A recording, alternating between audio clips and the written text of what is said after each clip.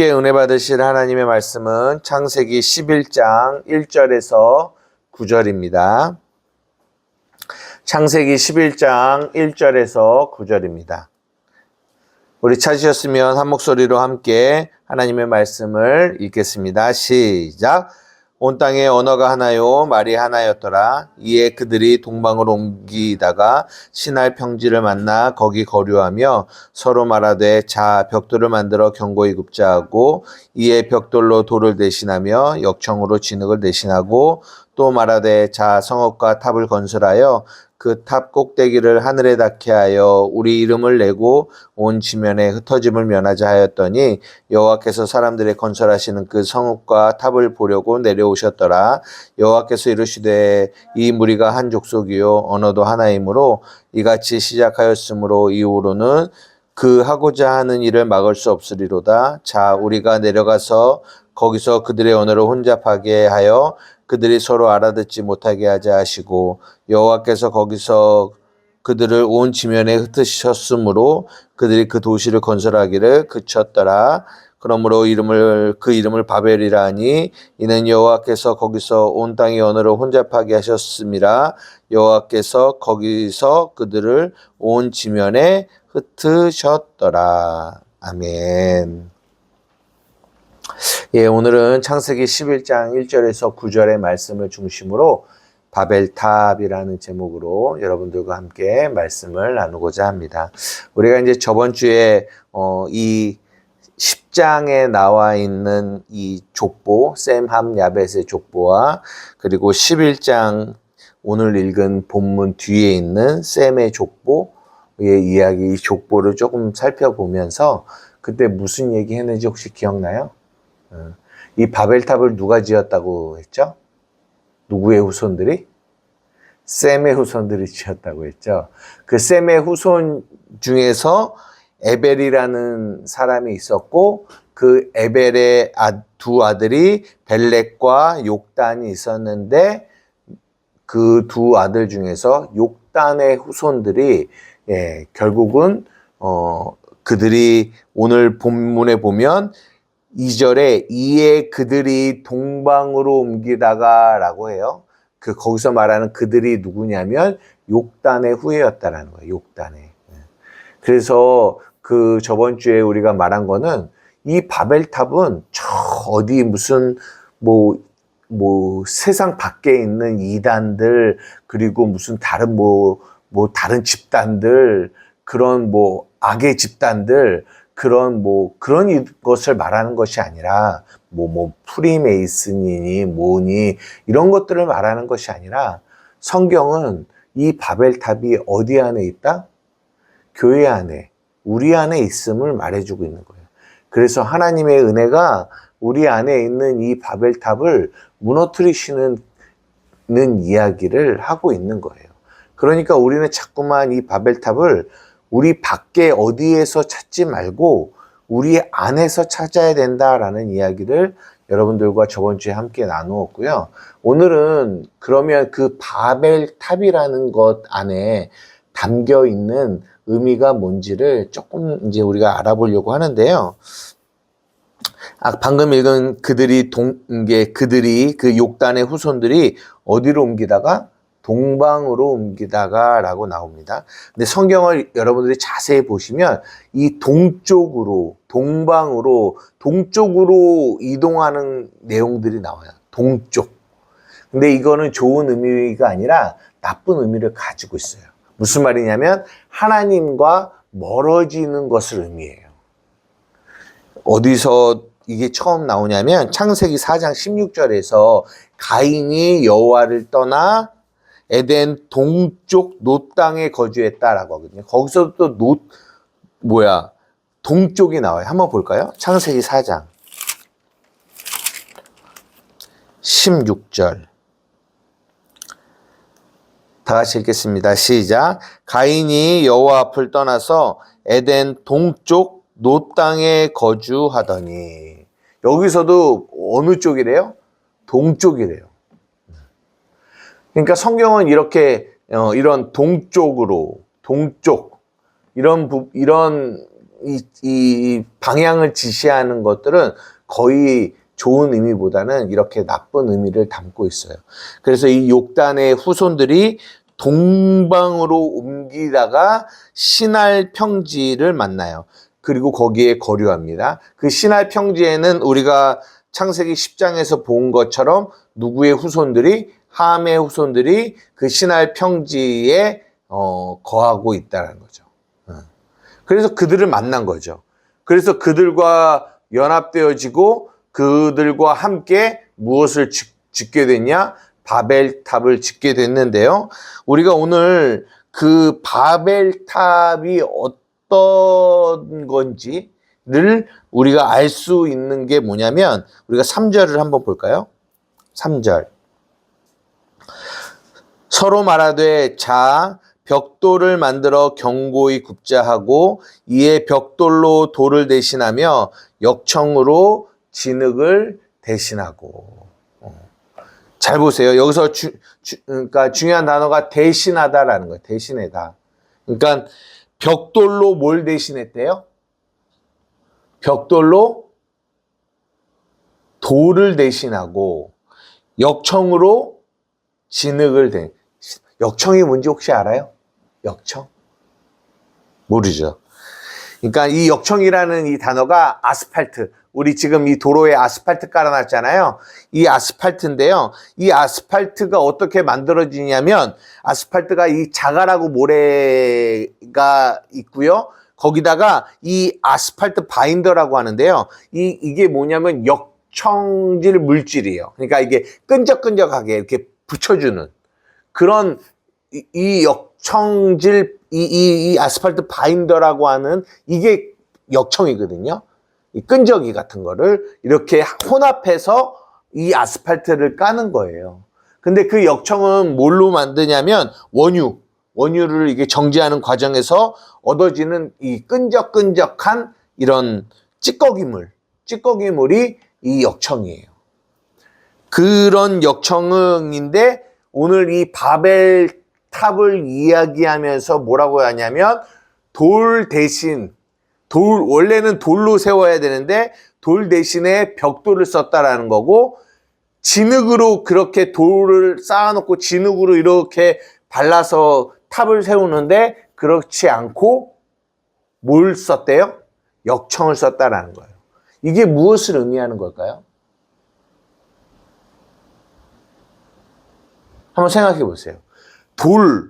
진흙과 반대로 벽돌, 역청, 이거는 이 돌과 진흙과, 원래는 돌과 진흙으로 탑을 쌓았거든요, 그때는. 근데 그렇게 안 하고 그것을 대신하여 벽돌과 역청으로 했다라고 하는 거예요.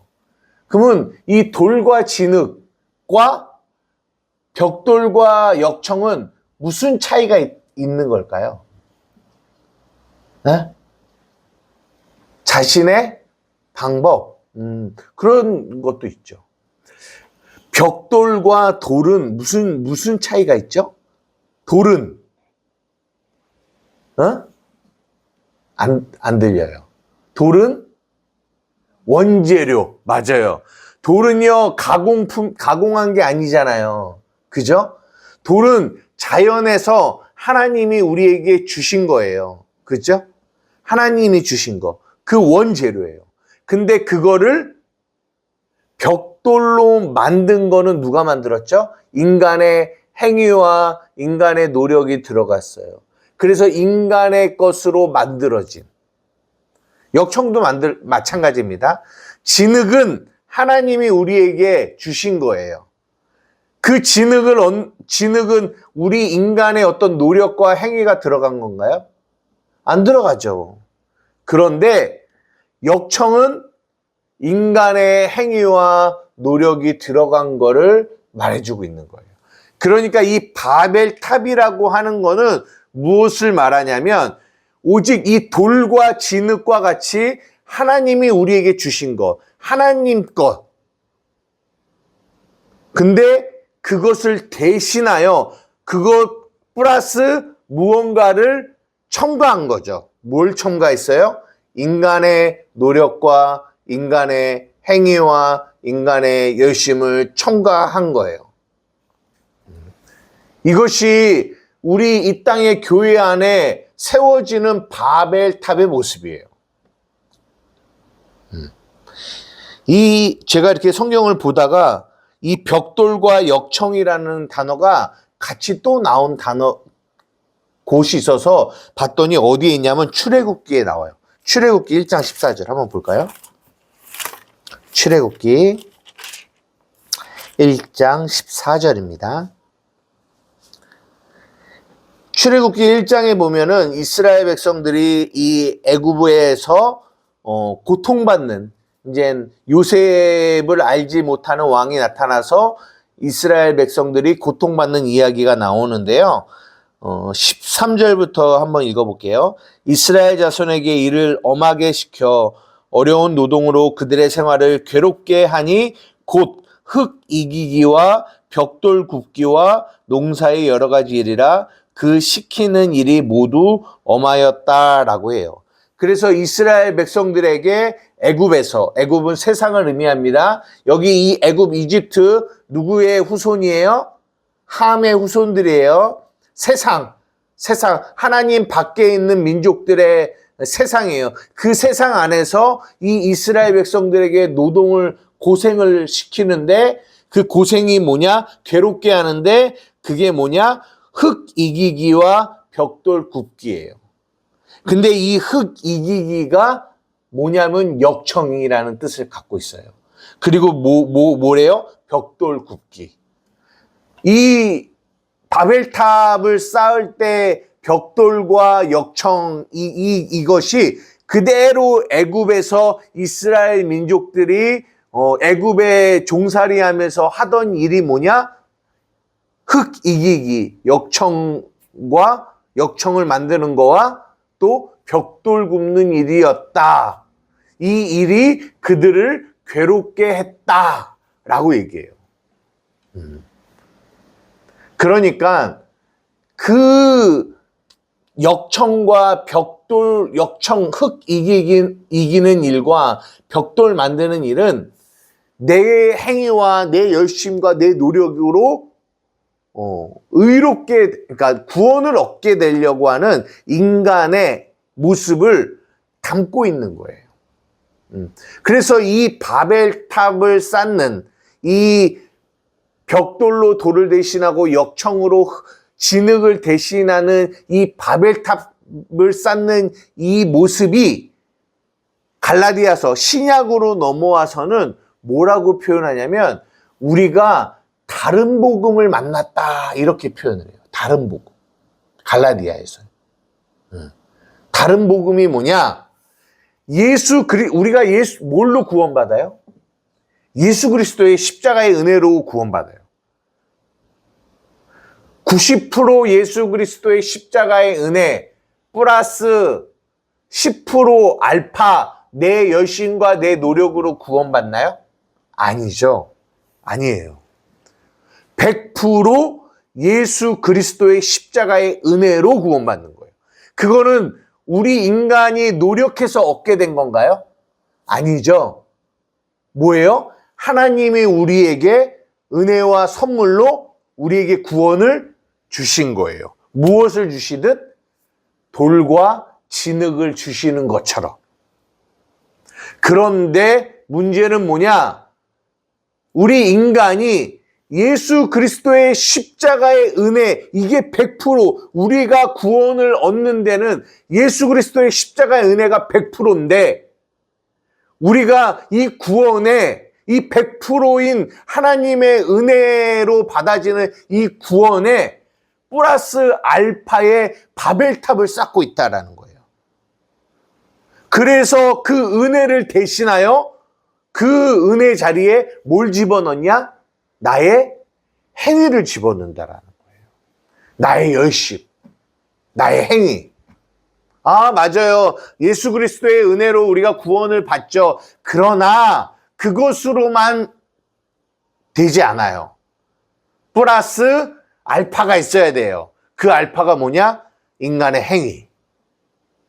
그 행위가 교회 안에 있는 뭐다? 바벨탑이라고 하는 거예요. 바벨탑. 이거 이해돼요? 그래서 사도 바울이 갈라디아서에 이 교회 안에 다른 복음이 들어왔다라고 이야기해요. 갈라디아서 한번 볼게요. 갈라디아서 1장.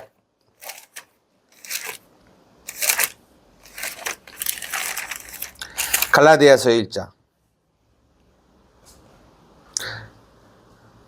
6절입니다. 6절부터 7절까지만 볼게요. 갈라디아서 1장 6절에서 7절입니다. 시작. 그리스도의 은혜로 너희를 부르신 이를 이같이 속히 떠나 다른 복음을 따르는 것을 내가 이상하게 여기노라. 다른 복음은 없나니 다만 어떤 사람들이 너희를 교란하여 그리스도의 복음을 변하게 하려 함이라. 그리스도의 은혜로 우리가 부르심을 받았는데요. 이것을 속히 떠나 다른 복음을 따랐다라는 거예요. 그 다른 복음이 뭐냐? 나의 행위가 플러스 알파로 대신 첨가된 거죠. 대신한 거죠.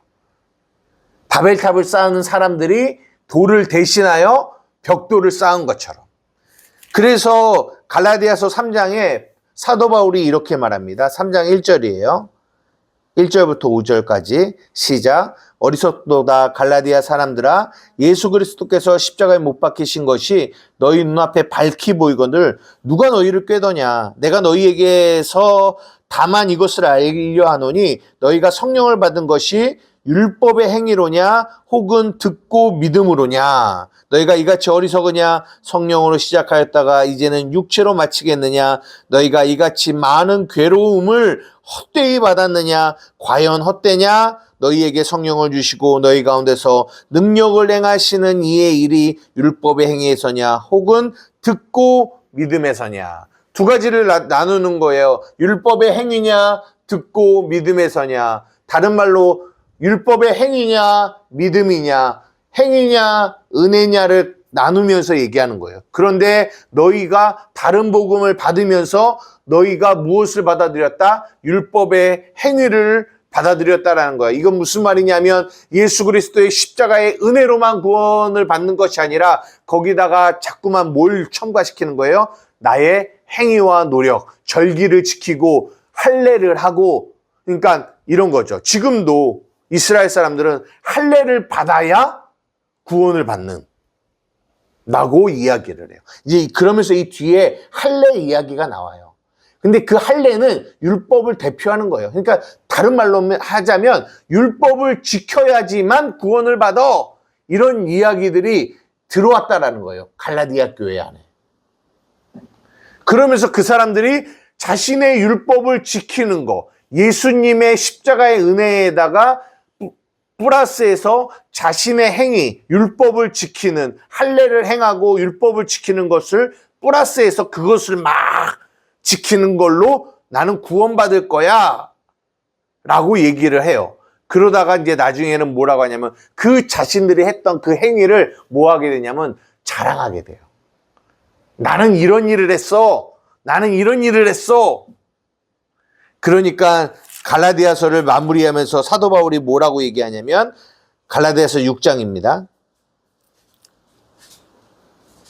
6장 14절. 시작. 그 위에 11절부터 할례에 대한 이야기가 나와요. 할례. 11절부터 한번 읽어볼게요. 11절부터 14절 시작. 내 손으로 너희에게 이렇게 큰 글자로 쓴 것을 보라. 무릇 육체의 모양을 내려하는 자들이 억지로 너희에게 할례를 받게 함은 그들이 그리스도의 십자가로 말미암아 박해를 면하려 함뿐이라. 할례를 받은 그들이라도 스스로 율법을 지키지 아니하고 너희에게 할례를 받게 하려 하는 것은 그들이 너희의 육체로 자랑하려 함이라. 그러나 내게는 우리 주 예수 그리스도의 십자가 외에는 결코 자랑할 것이 없으니 그리스도로 말미암아 세상이 나를 대하여 십자가에 못 박고 내가 또한 세상을 대하여 그러하니라. 그러면서 사도 바울이 말하는 거예요. 나는 그리스도의 십자가 외에는 결코 뭐하지 않겠다? 자랑하지 않겠다. 왜? 예수 그리스도의 십자가의 은혜가 100%예요. 그것으로 우리가 구원받는 거예요. 근데 인간은 자꾸만 거기다가 플러스 알파, 그 율법의 행위를 집어넣고 그것을 자랑해요. 그것을 붙들어요. 그걸 자기 의라고 해요. 그게 뭐냐? 그게 교회 안에 있는 바벨탑이에요. 사랑하는 우리 한마음교회 성도 여러분, 우리 안에 예수 그리스도의 십자가의 은혜가 100%가 돼야 되는데 거기에 뭔가가 항상 우리의 행위가 붙어요. 이거야. 내가 열심히 이거 했어.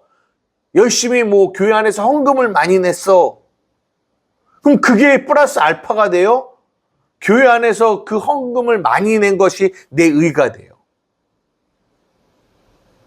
어떤 이들은 나는 교회 안에서 충성을 많이 했어. 그래서 그것이 플러스 알파가 돼요. 나는 예배를 새벽 예배, 주일 예배, 수요 예배, 금요일 철야 빠지지 않고 다 다녔어. 그게 플러스 알파가 돼요. 그게 나의 뭐가 돼요? 의가 돼요. 그래서 나는 교회 안에서 이런 사람이야 라는 자기의 어떠함을 그 플러스 알파로 드러내려고 그래요. 나는 이렇게 설교를 잘해. 내가 설교하면 많은 사람들이 눈물을 흘리고 아멘하고 기뻐해. 그것이 플러스 알파가 되어 자신의 바벨탑을 쌓게 돼요. 교회가 막 부흥합니다. 그것이 또한 뭐가 돼요? 왜 바벨탑이 될 수 있다라는 거예요.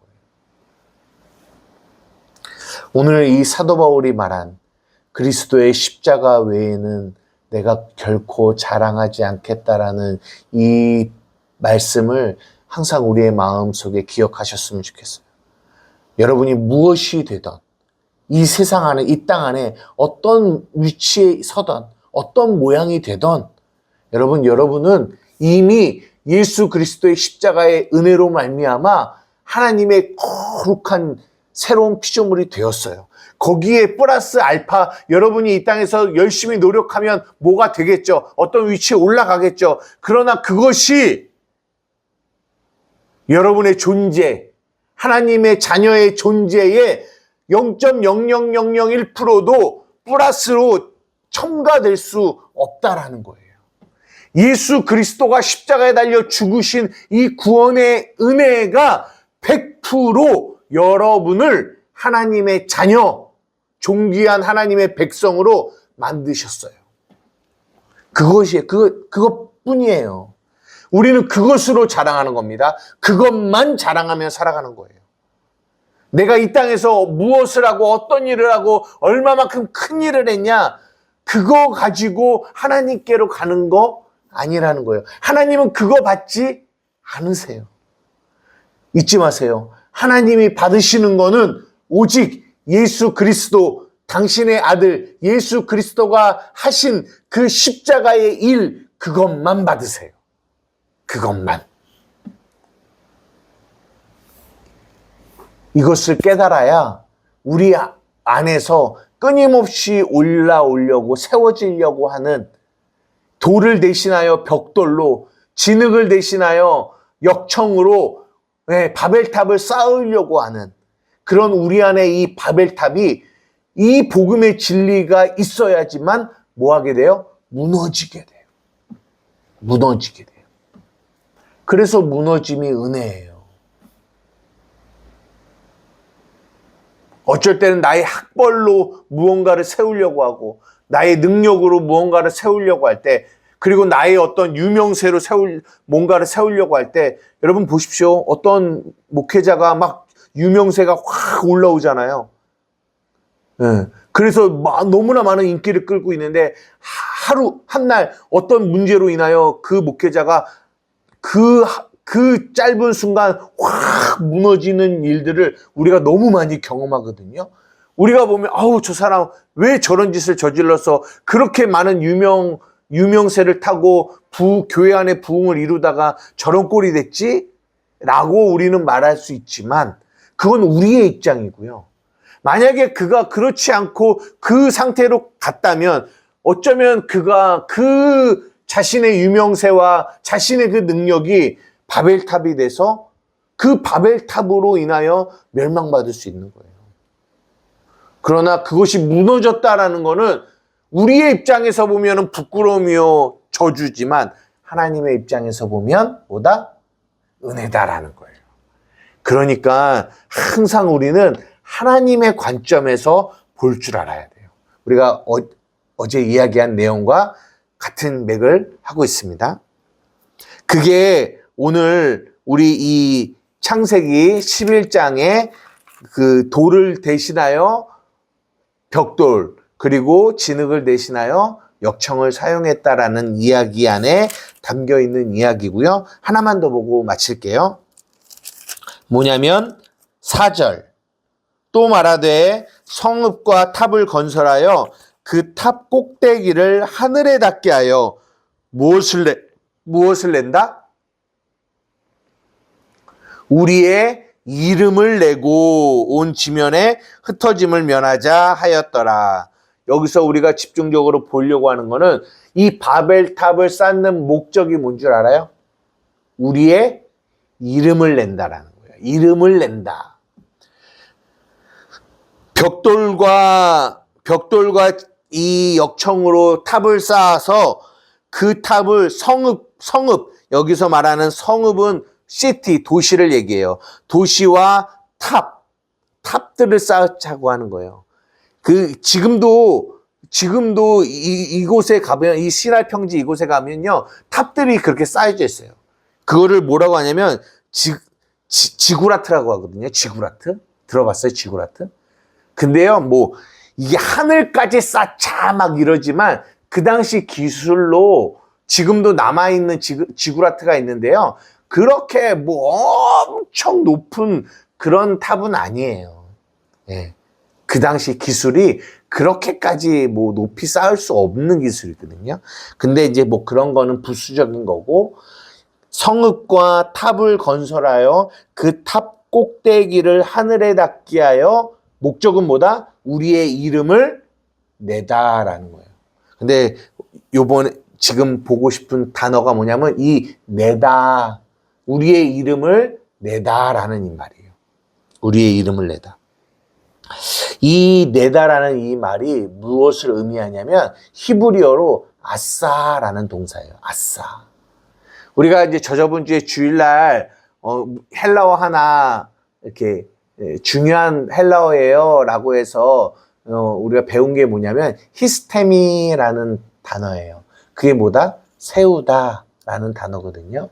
그게 중요하기 때문에 우리가 그렇다고 해서 헬라어를 막 여러 가지 배우고 그러진 않지만 그런 중요한 단어들은 알고 있는 게 좋다. 히스테미, 세우다. 근데 오늘 이 이름을 내다라는 이 내다라는 말이 히브리어로는 아싸라는 단어고요. 이 아싸라는 단어가 헬라어로는 포이에오라는 단어예요. 포이에오.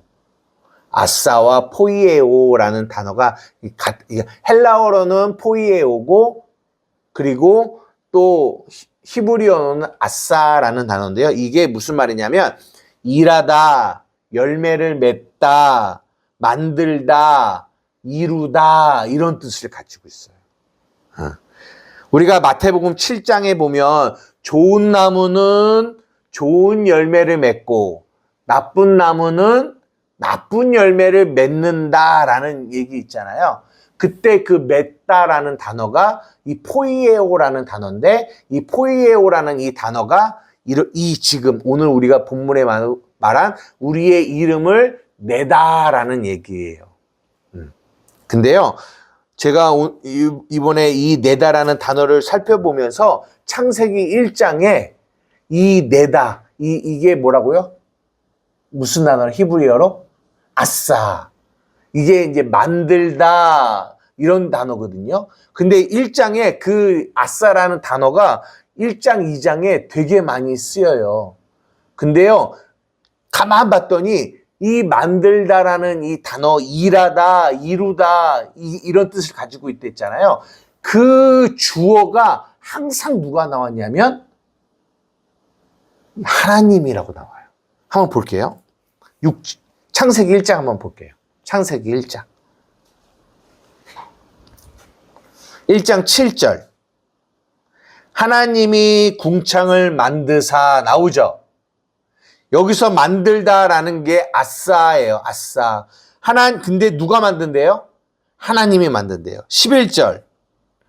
하나님이 이르시되 땅은 풀과 씨 맺는 채소와 각기 종류대로 씨 가진 열매를 맺는 나무를 내라 할 때 이 맺는 이것도 아싸예요. 근데 누가 맺는 거예요? 하나님이 맺는 거예요. 16절. 하나님이 두 큰 광명체를 만드사 이것도 아싸예요. 누가 만든대요? 하나님이요. 25절. 하나님이 땅의 짐승을 그 종류대로 가축을 그 종류대로 땅에 기는 모든 것을 그 종류대로 만드시니 이 만드시니 아싸예요. 누가 만들어요? 하나님이. 많아요. 2장 2절. 하나님이 그가 하시던 일을 일곱째 날에 마치시니 여기서 하시던도 아싸예요. 근데 누가 하셨어요? 하나님이. 2장까지 다 이 아싸라는 이 단어가 동사가 사용되어질 때 주어가 누구였냐? 하나님이었어요. 그런데 3장으로 넘어와서 이 아싸라는 동사가 나오는 게 어디냐? 7절이에요. 3장 7절 한번 읽어봅시다.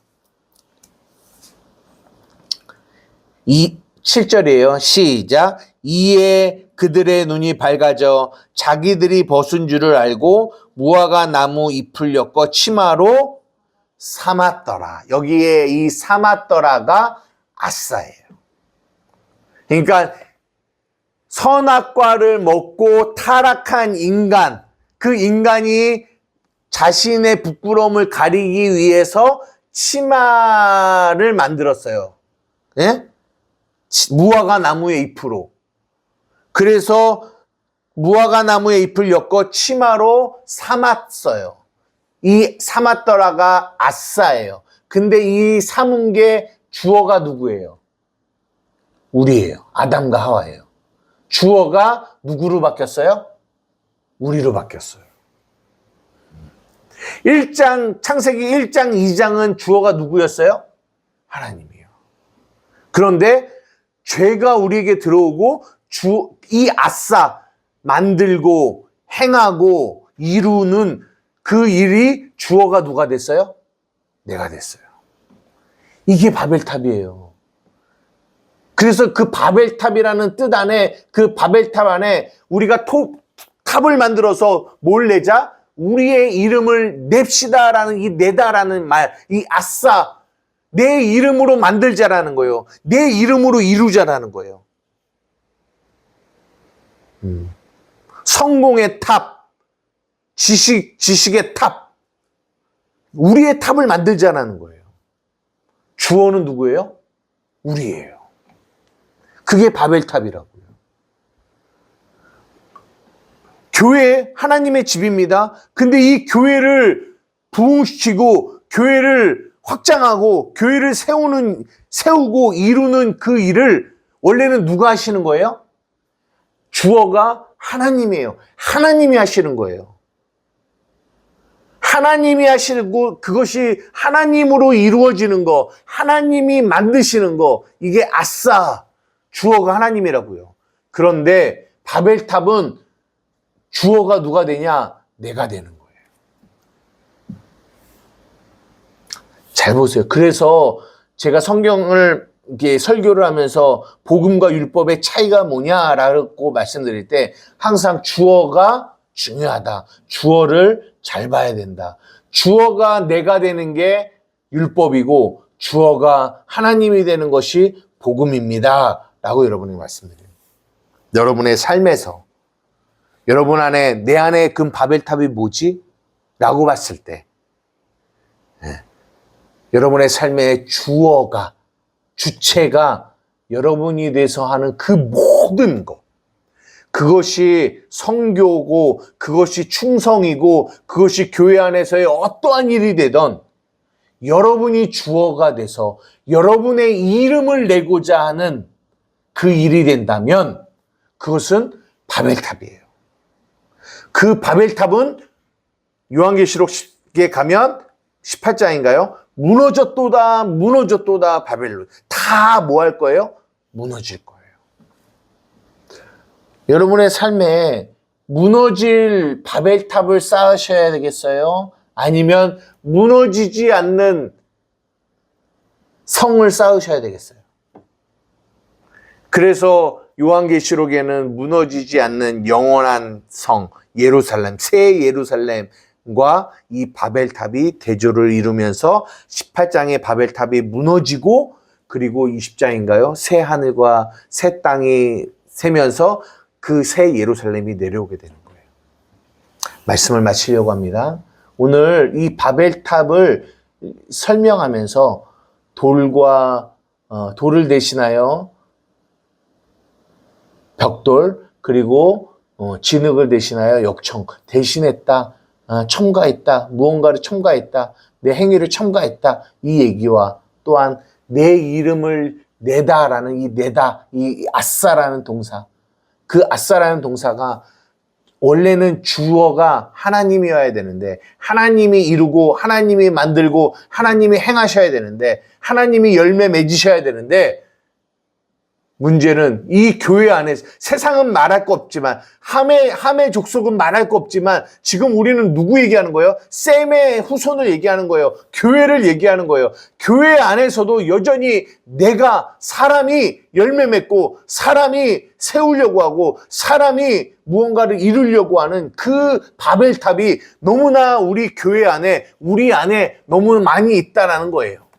이것이 바벨탑이라고 성경은 우리에게 말해주고 하나님이 이 땅에 내려오셔서 그 바벨탑을 뭐 하신다? 무너뜨리신다. 그리고 우리를 흩으신다. 라고 오늘 우리에게 이야기해 주시는 거예요.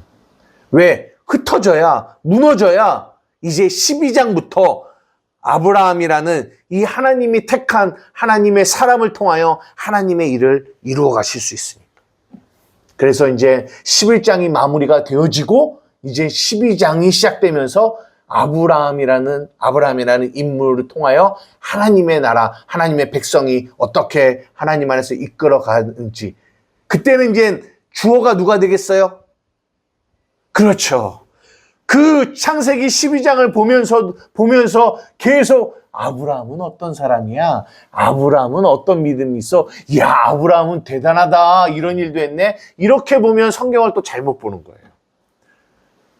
하나님이 하시는 일이에요. 아싸, 행하고 만들고 이루는 그 일을 하나님이 하시는 거예요. 누구를 통해서요? 아브라함을 통해서. 우리는 그 일을 이제 창세기 12장을 통해서 그 이후로 계속 봐 나갈 것입니다.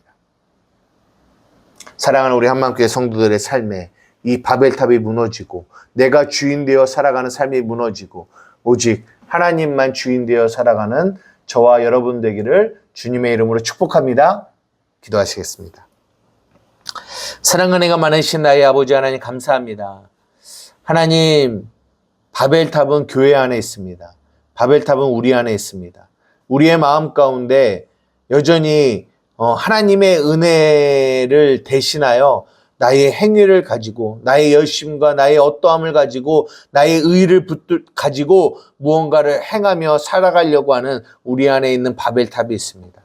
또한 우리 안에 내 이름을 내고 싶어하는 그런 우리 안에 죄성들이 있습니다. 하나님의 은혜가 우리 안에 있는 이 바벨탑을 무너뜨리시고 오직 주의 은혜로만 설 수 있는 은혜가 우리 사랑하는 한마음교회 성도들의 삶 가운데 있어지게 하여 주십시오. 하나님, 정말 너무나 이렇게 이 마귀는 교묘하게 우리 안에 이 바벨탑을 세워갑니다.